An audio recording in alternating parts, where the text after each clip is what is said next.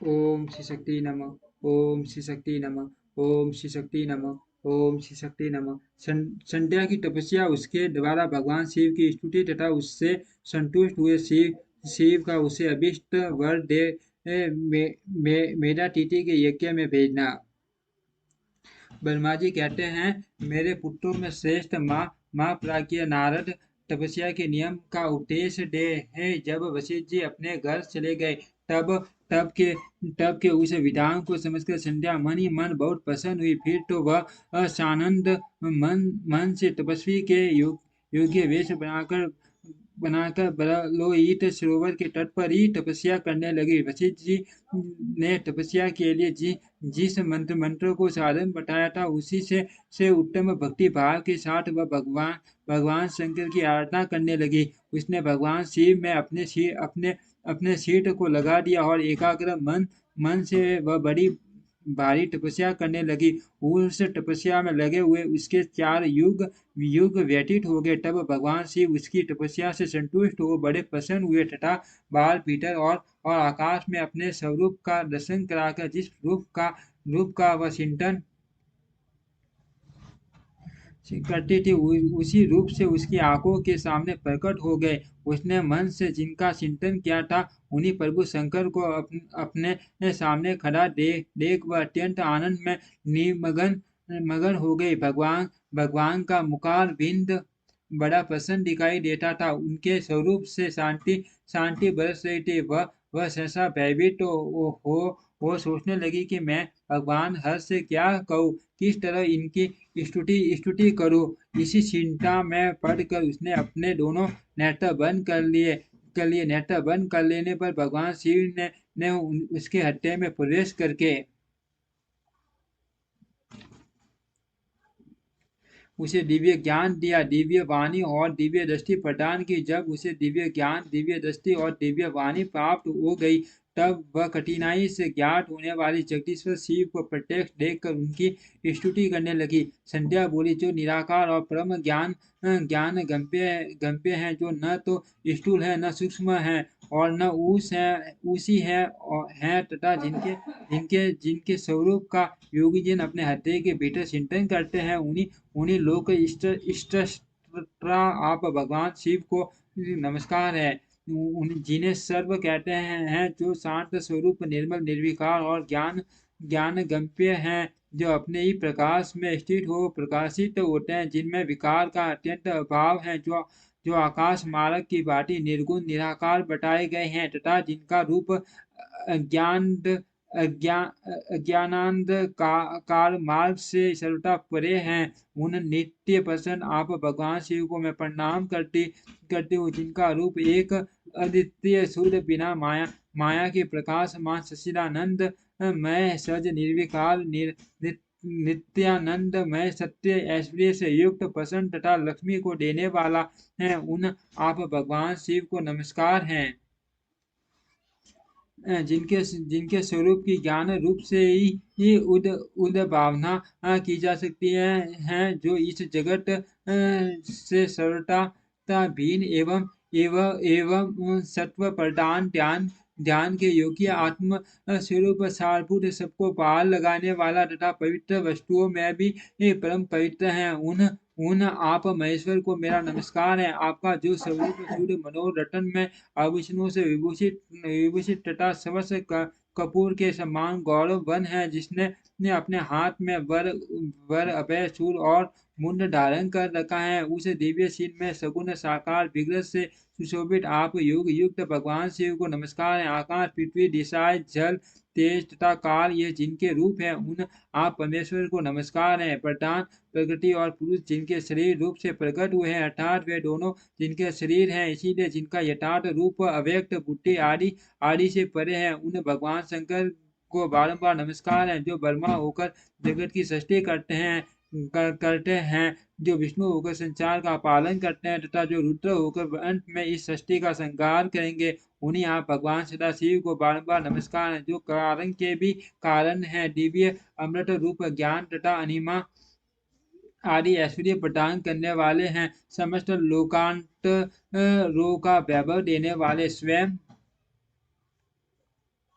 प्रकाश रूप रूप है तथा प्रकृति से भी परे हैं। उन्हें परमेश्वर शिव को नमस्कार है, नमस्कार है। ये जगत जिनसे भिन्न नहीं कहा जा सकता, जिनके शरणों से पृथ्वी तथा अन्य अन्य अंगों अंगों से संपूर्ण दिशाएं संपूर्ण दिशाएं सूर्य सूर्य चंद्रमा चंद्रमा कांदे एवं अन्य देवता प्रकट हुए हैं और जिनकी नाभि से अंतरिक्ष का आविर्भाव हुआ है। उन्हीं आप भगवान शंभु को मेरा नमस्कार है। प्रभु आप ही सबसे उत्कृष्ट परमात्मा हैं। आप ही नाना प्रकार की विद्याएं हैं। आप ही हर संकार करता है। आप ही सद ब्रह्म तथा ब्रह्म ब्रह्म आप सदा विचार विचार में तत्पर रहते हैं, जिनका न आदि है न मध्य और न अंत ही है, जिनसे सारा जगत उत्पन्न हुआ है तथा जो मन और वाणी के विषय नहीं है।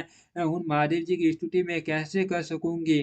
ब्रह्मा आदि देवता तथा तपस्या के दैनिक मुनि भी जिनके रूपों का वर्णन नहीं कर सकते, उन्हीं परमेश्वर का वर्णन अथवा स्तवन में कैसे कर सकती हूँ। प्रभु आप निर्गुण निर्गुण है, मैं मूढ़ स्त्री आपके गुणों का कैसे कैसे जान सकती हूँ। आप रूप तो आपका रूप तो ऐसा है जिसे इंद्र सहित संपूर्ण देवता और असुर भी नहीं जानते। महेश्वर आपको आपको नमस्कार है। तपो में आपको नमस्कार है। देवेश्वर शंभु मुझ पर प्रसन्न होइए। आपको बारंबार मेरा नमस्कार है। ब्रह्मा जी कहते हैं, नारद संध्या का यह स्तुति पूर्ण वचन सुनकर उसके द्वारा भली भांति प्रशंसित हुए। भक्त वत्सल परमेश्वर शंकर बहुत प्रसन्न हुए।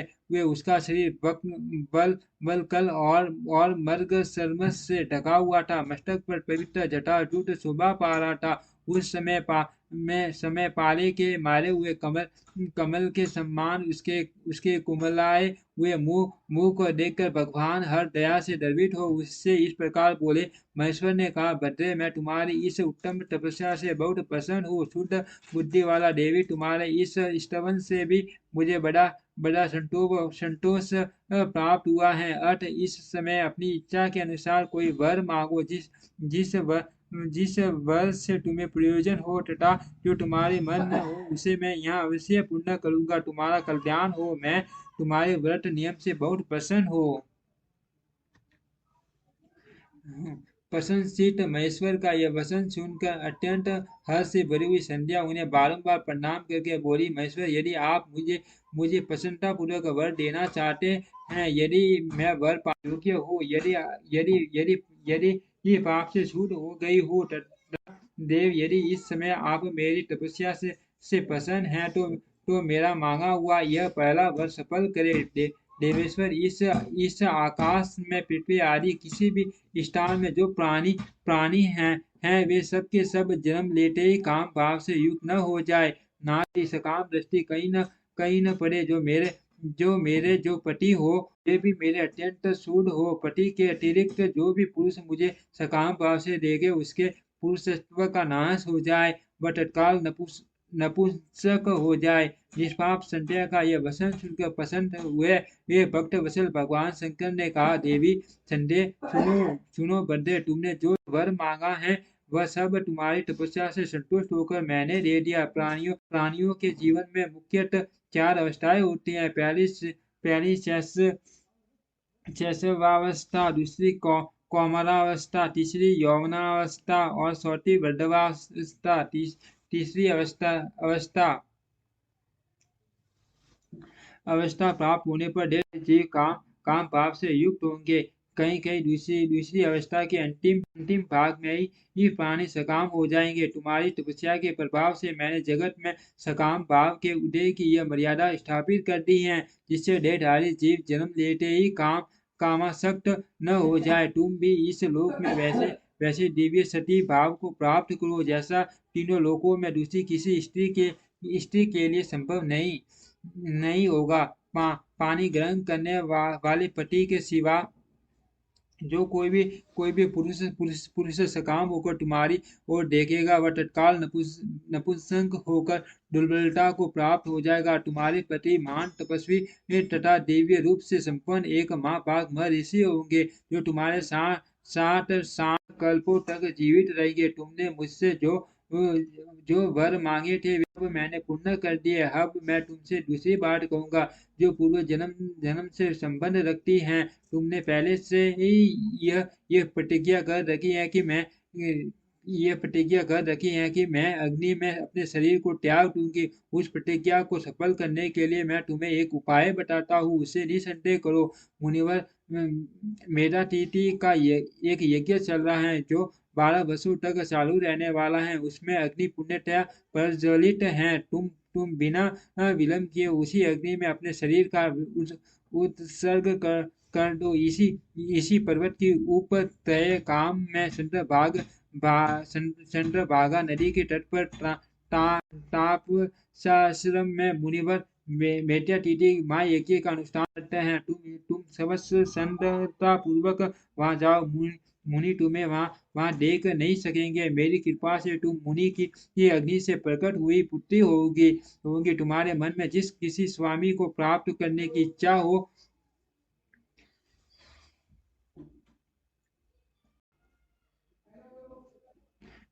तुम्हारे मन में जिस किसी स्वामी को प्राप्त करने की इच्छा हो, उसे हृदय में धारण कर उसी का चिंतन करते हुए तुम अपने शरीर शरीर को उस यज्ञ यज्ञ की अग्नि में होम होम दो। संडे जब तुम इस पर्वत पर 4 युगों तक के लिए कठोर तपस्या कर रहे थे, उन्हीं दिनों उस चतुर्युगी का सतयुग युग युग बीत जाने पर त्रेता के प्रथम भाग में प्रजापति दक्ष के बहुत सी कन्याएं हुई। उन्होंने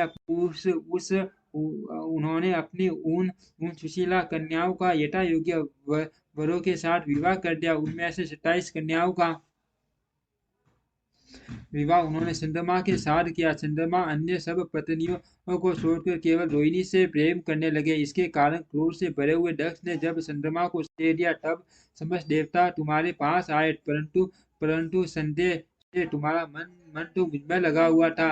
अर्थ तुमने ब्रह्मा जी के साथ आए हुए उन देवताओं पर दृष्टिपात ही नहीं किया। तब ब्रह्मा जी ने आकाश की ओर देखकर और चंद्रमा पुनः अपने स्वरूप को प्राप्त करे, ये उद्देश्य मन में रखकर उन्हें सांप से छुड़ाने के लिए एक नदी की सृष्टि की, जो चंद्र या चंद्रभागा नदी के नाम से विख्यात हुई। चंद्रभागा के प्रादुर्भाव काल में ही महर्षि मेधातिथि यहाँ उपस्थित हुए थे। तपस्या के द्वारा उनकी समानता करने वाला न तो कोई हुआ है, न है और न होगा ही। उन महर्षि मान विधि विधान के साथ दीर्घकाल तक चलने वाले ज्योतिषोम नामक का आरंभ किया है। उसमें अग्निदेव पूर्ण रूप से प्रज्वलित हो रहे हैं। उसी आग में तुम अपने शरीर को डाल दो और परम पवित्र हो जाओ। ऐसा करने से इस समय तुम्हारी वह प्रतिज्ञा पूर्ण हो जाएगी। इस प्रकार संध्या को उसके हित का उपदेश देकर देवेश्वर भगवान शिव वहीं